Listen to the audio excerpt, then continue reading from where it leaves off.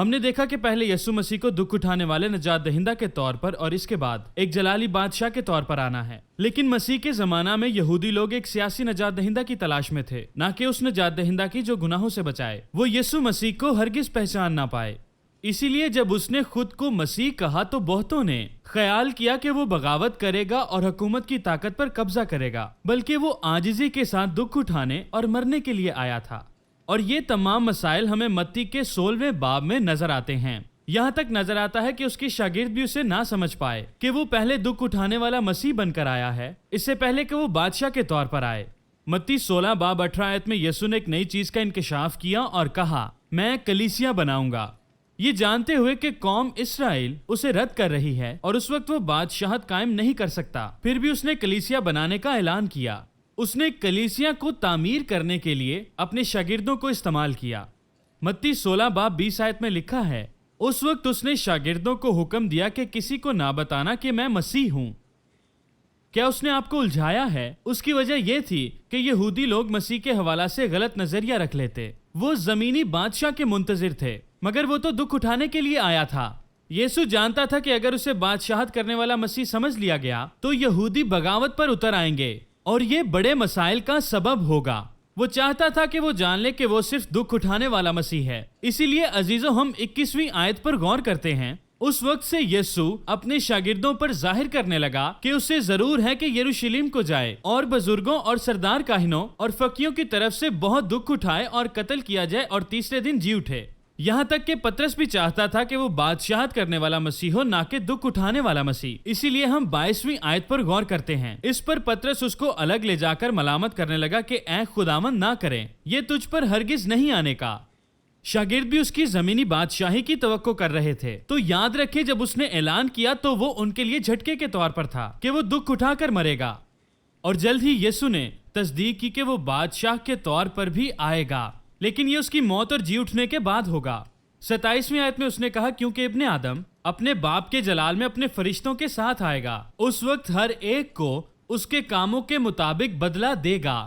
اور پھر 28ویں آیت میں کچھ اس طرح سے مرقوم ہے، میں تم سے سچ کہتا ہوں جو یہاں کھڑے ہیں ان میں سے بعض ایسے ہیں کہ جب تک ابن آدم کو بادشاہت میں آتے ہوئے نہ دیکھ لیں، موت کا مزہ ہرگز نہ چکھیں گے۔ وہ ایک بار پھر تصدیق کرتا ہے کہ وہ بادشاہ کے طور پر بھی آئے گا، لیکن یہ ایسا لگ رہا تھا کہ یہ ان کی زندگیوں میں ہوگا۔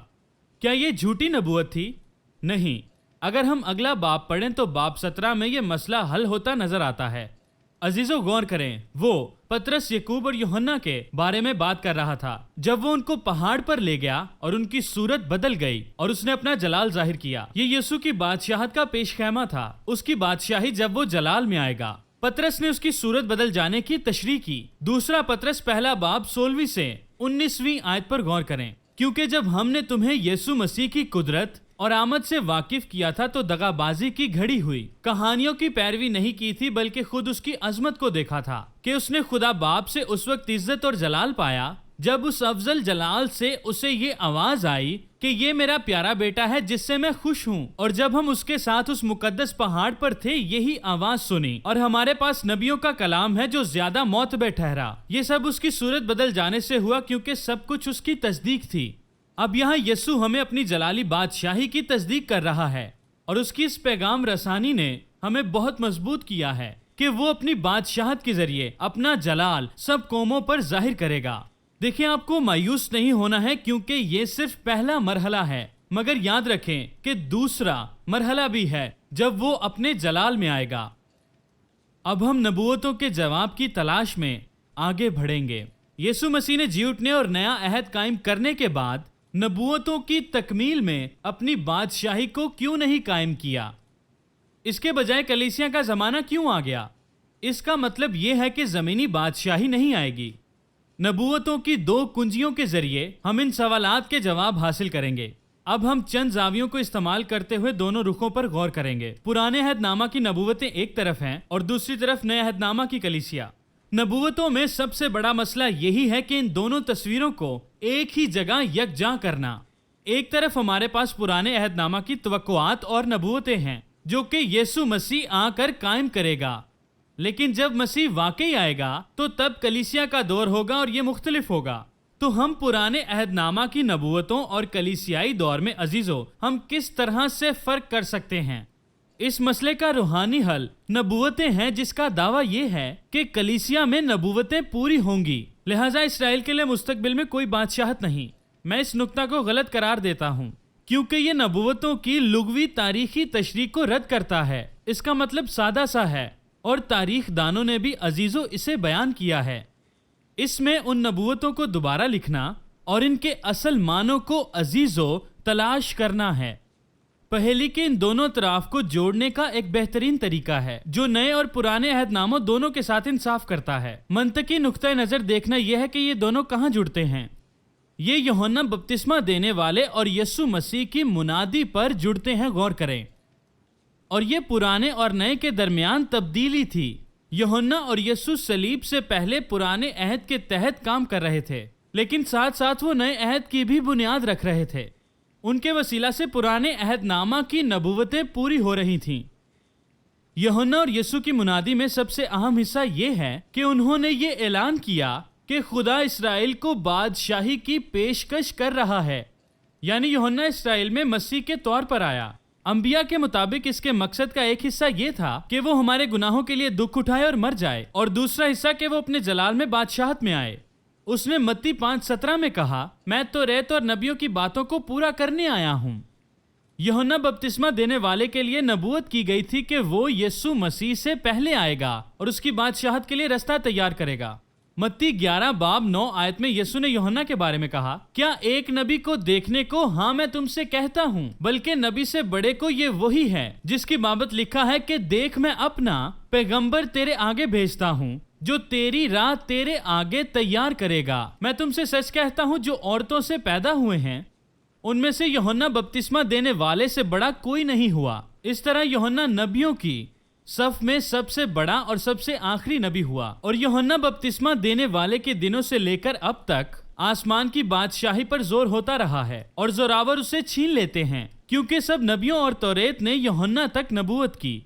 عزیزو، یہ 12ویں آیت کا ناقص ترجمہ ہے۔ آسمان کی بادشاہی پر زور ہوتا رہا کی بجائے یہ ہونا چاہیے کہ بادشاہی زبردستی آگے بڑھ رہی ہے اور اپنی طرف انسانوں کا دھیان کھینچ رہی ہے، اور زوراور اسے چھین لیتے ہیں۔ اس کا مطلب یہ ہے کہ ایماندار بادشاہت کو مضبوطی سے پکڑے ہوئے ہیں، اور اس کی تصدیق متوازی آیت سے ہوتی ہے، لوکا 16:16 میں، جہاں یسوع کہتا ہے، شریعت اور انبیاء یوحنا تک رہے اس وقت سے خدا کی بادشاہی کی خوشخبری دی جاتی ہے اور ہر ایک اس میں زور مار کر داخل ہوتا ہے۔ لہٰذا یہ یوحنا اور یسوع کی تعلیم کی وجہ سے تھا کہ یسوع کی بادشاہی نے انسانوں کا دھیان کھینچا اور خدا کی بادشاہت نے انہیں سوچنے پر مجبور کیا۔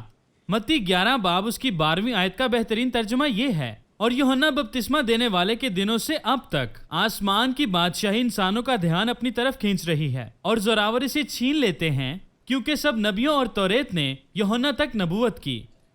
یسوع کے مطابق یوحنا کی منادی نئے دور کا آغاز تھا۔ اس نے کہا سب نبیوں نے یوحنا تک نبوت کی۔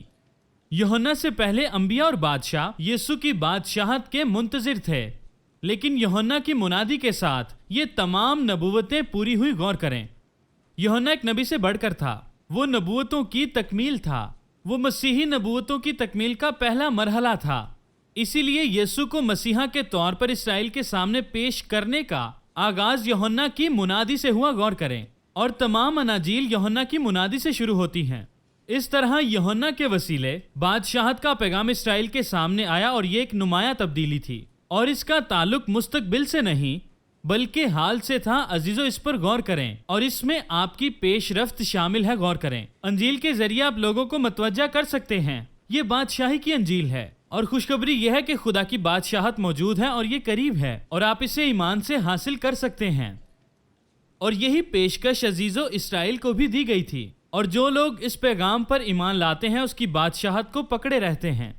متی کی انجیل 3 باب اس کی پہلی اور دوسری آیت میں مرقوم ہے، توبہ کرو کیونکہ آسمان کی بادشاہی نزدیک آ گئی ہے۔ متی 4:17 میں لکھا ہے، اس وقت سے یسوع نے منادی کرنا اور یہ کہنا شروع کیا، توبہ کرو کہ آسمان کی بادشاہی نزدیک آ گئی ہے۔ متی 10:7 میں یسوع نے اپنے شاگردوں سے کہا، اور چلتے چلتے یہ منادی کرنا کہ آسمان کی بادشاہی نزدیک آ گئی ہے۔ مرکز پہلا باب اس کی 14 اور 15 آیت میں کچھ اس طرح سے مرقوم ہے، یسوع نے گلیل میں آ کر خدا کی منادی کی اور کہا کہ وقت پورا ہو گیا اور خدا کی بادشاہی نزدیک آ گئی ہے، توبہ کرو، خوشخبری پر ایمان لاؤ۔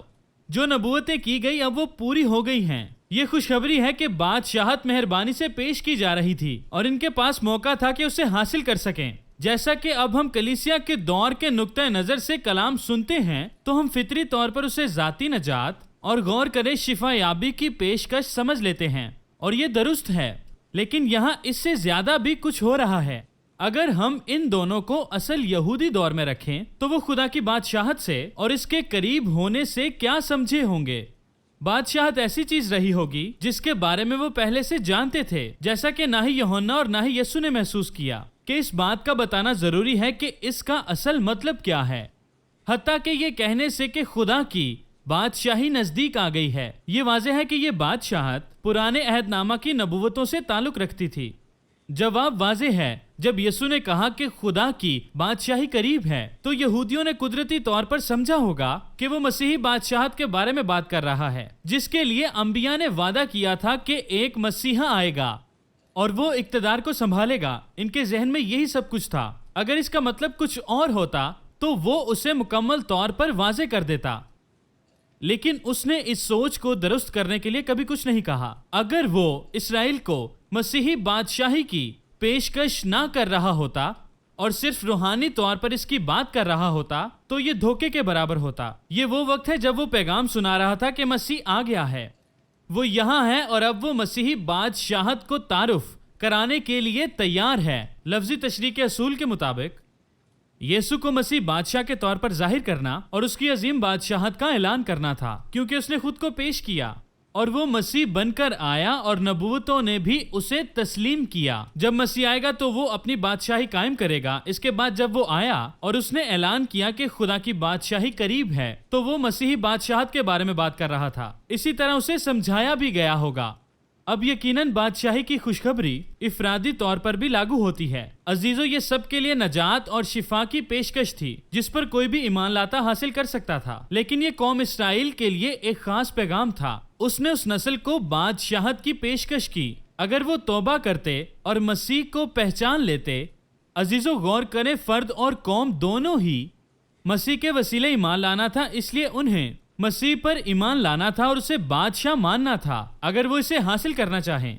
دیکھیں، ایک بادشاہت پیروی کرنے والوں کی بنا پر قائم ہوتی ہے، اس لیے یوحنا کا سارا کام یسوع کو ظاہر کرنا تھا تاکہ قوم اسرائیل یسوع کو بادشاہ تسلیم کرے اور بادشاہت قائم ہو۔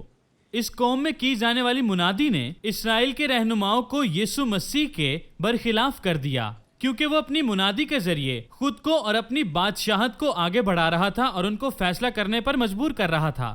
خوشخبری کی منادی کرتے ہوئے یسوع ہر ایک کو اور پوری قوم کو برکت دے رہا تھا۔ ہر ایک کے پاس اسے قبول کرنے اور اسے رد کرنے کا فیصلہ موجود تھا۔ جیسے جیسے وقت گزر رہا تھا لوگ اس کا فیصلہ کر رہے تھے، کچھ نے اس پر یقین کیا اور کچھ نے اس کو رد کر دیا۔ بدقسمتی سے یہ قوم جس کی نمائندگی اس کے رہنما کر رہے تھے اس کو بار بار رد کرتی رہی، اس لیے اسرائیل اس کی بادشاہت کو قبول کرنے سے قاصر تھے۔ مافوق الفطرت نشانیاں جو کہ یسوع مسیح نے دکھائیں وہ اس کے مسیحا ہونے کا ثبوت تھیں، اور یہ فقط شخصی طور پر ایمان لانے کی وجہ سے نہیں ہو رہا تھا، بلکہ یہ اس بادشاہت کی نشانیاں ظاہر ہو رہی تھیں جو کہ اس قوم کو دکھائی جا رہی تھی۔ غور کریں، جس کے لیے یہ وعدہ کیا گیا کہ وہ ان کے لیے کیا کچھ کرنے والا ہے۔ عزیزو، یہ غور طلب ہے۔ اگر اسرائیل اس پر ایمان لائے تو غور کریں، دوسرے لفظوں میں یہ چھوٹی سطح پر ہونے والے بڑے مظاہرے تھے کہ جب وہ زمین پر اپنی بادشاہت قائم کرے گا تو کیا ہوگا۔ تو یسوع کا لوگوں کو نجات دینا اور شفا دینا یہ ظاہر کر رہا تھا کہ وہ پوری دنیا میں اب کیا کرنے والا ہے۔ وہ ساری بیماریوں اور تاریکی کو دور کر دے گا۔ تو یسوع اپنی پہلی آمد پر قربان ہونے اور ہمیں نجات دینے آیا، اور اس نے قوم اسرائیل کو اپنی بادشاہت کی پیشکش کی اور اس بات کا اعلان کیا کہ خدا کی بادشاہی نزدیک آ گئی ہے اور یہ جلد ہی قائم ہونے والی ہے، تو اے اسرائیل اسے قبول کرو۔ خداوند یسوع کا یروشلم میں داخل ہونا ایک شاہانہ واقعہ تھا۔ جب یسوع نے اسرائیل کے سامنے خود کو بادشاہ کے طور پر ظاہر کیا، غور کریں، दरअसल यीशु ने उन्हें बादशाहत की पेशकश की। मत्ती 21 बाब 4 आयत में लिखा है, ये इसलिए हुआ कि जो नबी की मार्फत लिखा गया था वो पूरा हो कि सयून की बेटी से कहो कि देख तेरा बादशाह तेरे पास आता है, वो हलीम है और गधे पर सवार है। यरूशलेम में उसका इस तरह से दाखिल होना उसके बादशाह होने का सबूत है। गधे पर सवार होना ना के जंगी घोड़े पर, तो ये जाहिर करता है कि वो आजिज था। उसने खुद को एक आजिज बादशाह के तौर पर पेश किया, वो जबरदस्ती बादशाह नहीं बना।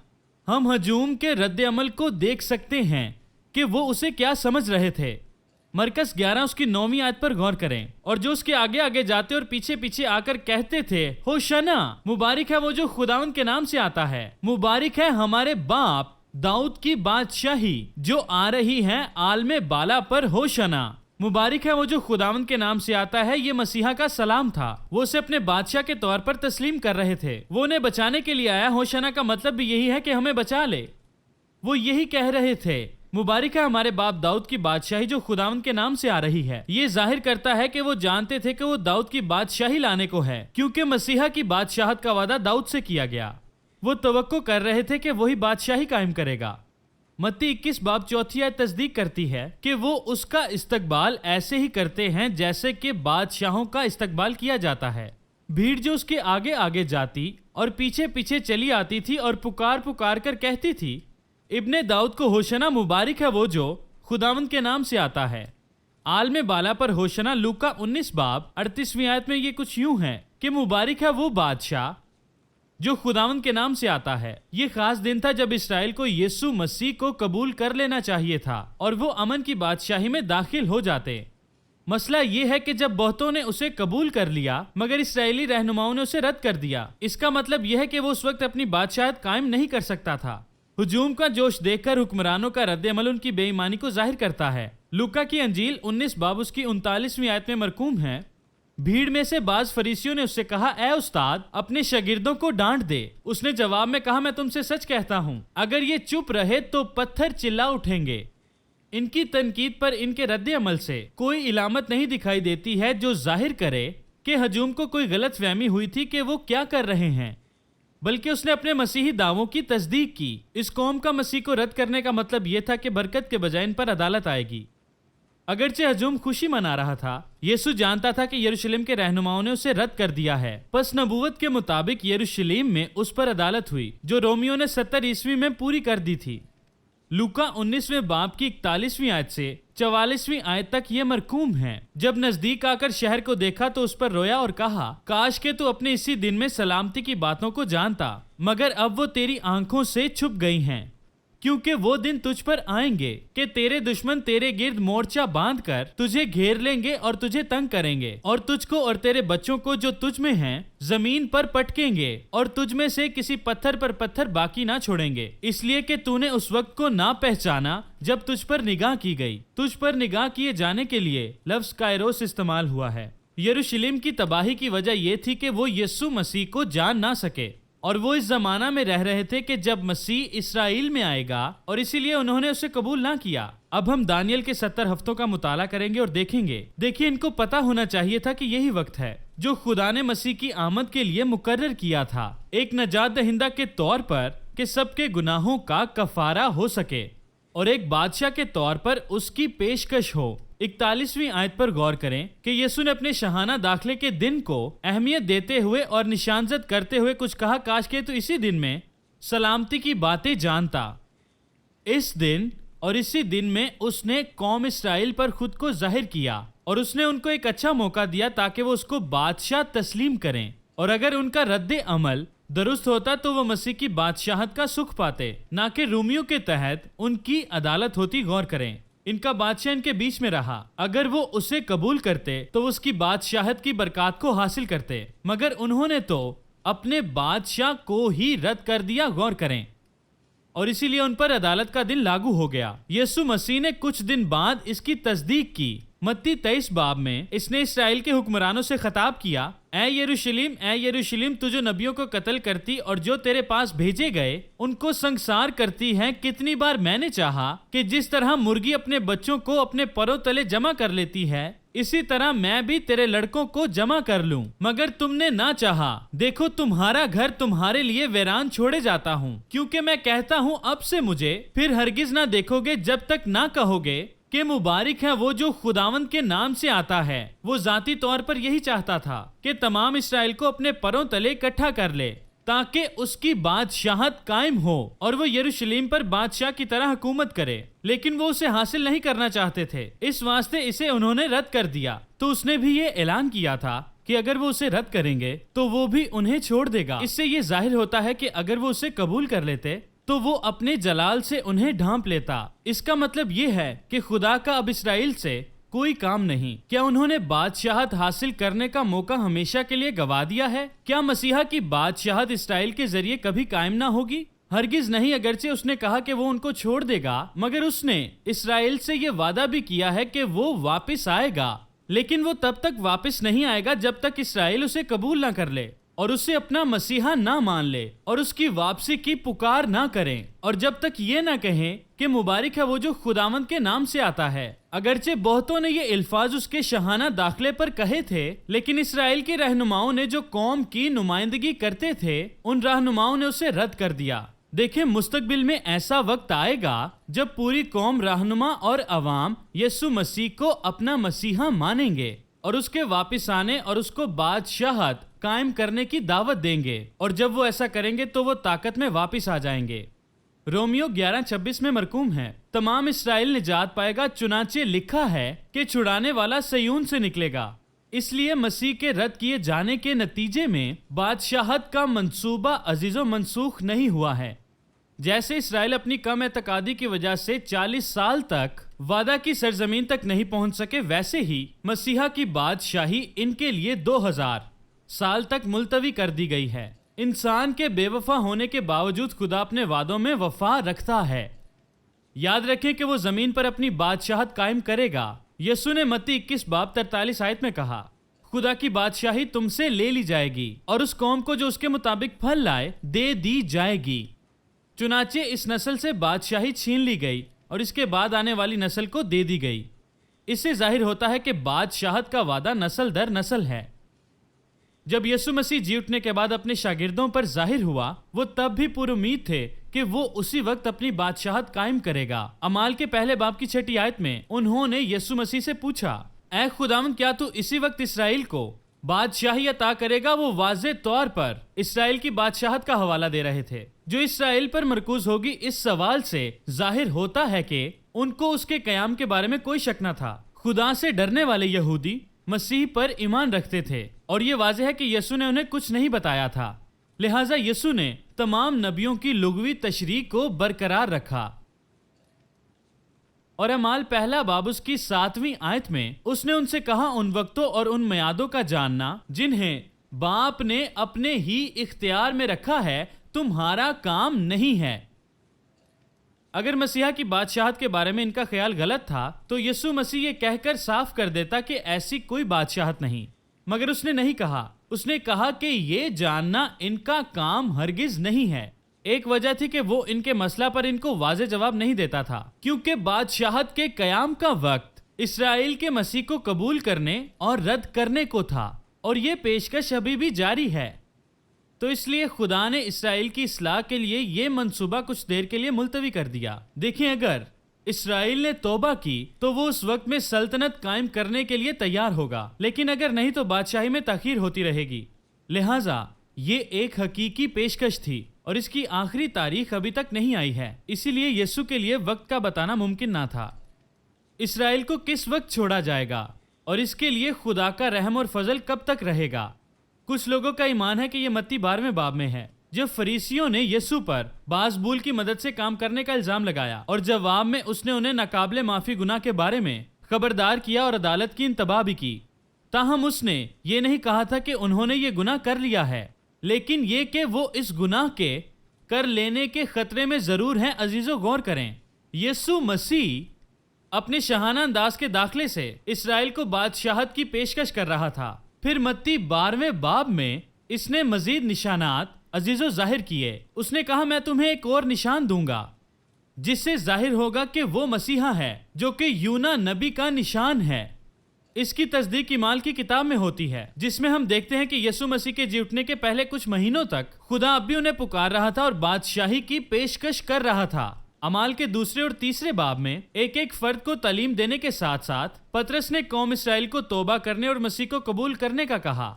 اعمال 2 اس کی 36 آیت. پس اسرائیل کا سارا گھرانہ یہ یقین جان لے کہ خدا نے اسی یسوع کو جسے تم نے مصلوب کیا خداوند بھی کیا اور مسیح بھی.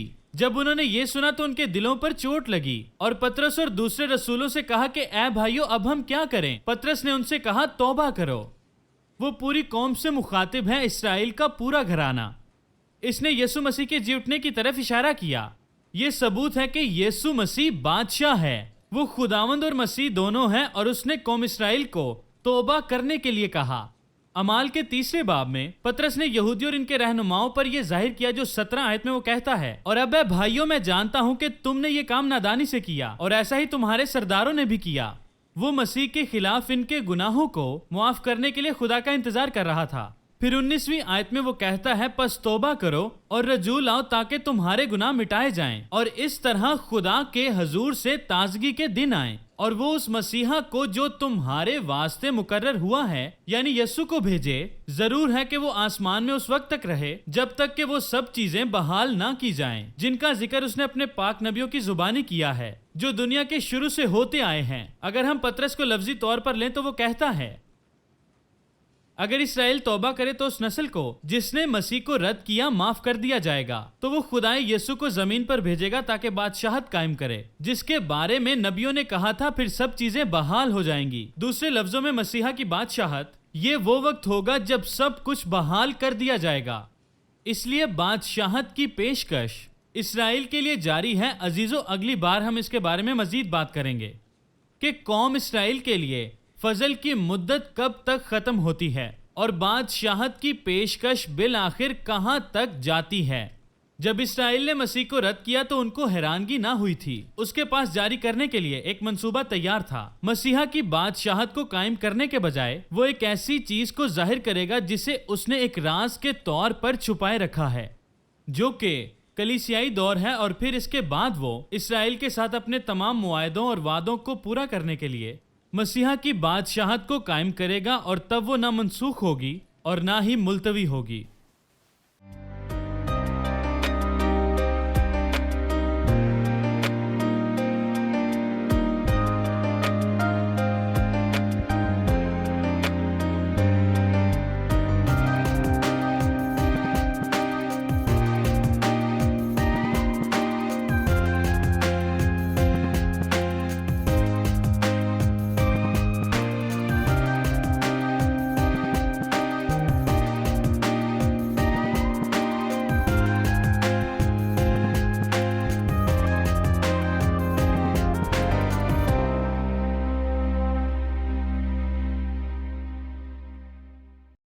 Shekinah Bible Ministries were founded by Dr. Tahira Salim and Reverend Dr. Asher Salim on 27th October 1998. The foundation of organization was laid by Reverend Dr. Shahid Siraj Deen, who was called home by God on 14th Feb 1998. The organization commenced its working through Bible Institute and then by the grace of God developed following establishments: Shekinah Bible Church, Shekinah Sunday School, Shekinah Movie Society, Shekinah Messaging Services, Shekinah Adult Youth, Daughters of Shekinah, Shekinah Bible Institute, Shekinah News, Shekinah Medical Camp, Shekinah EMAC.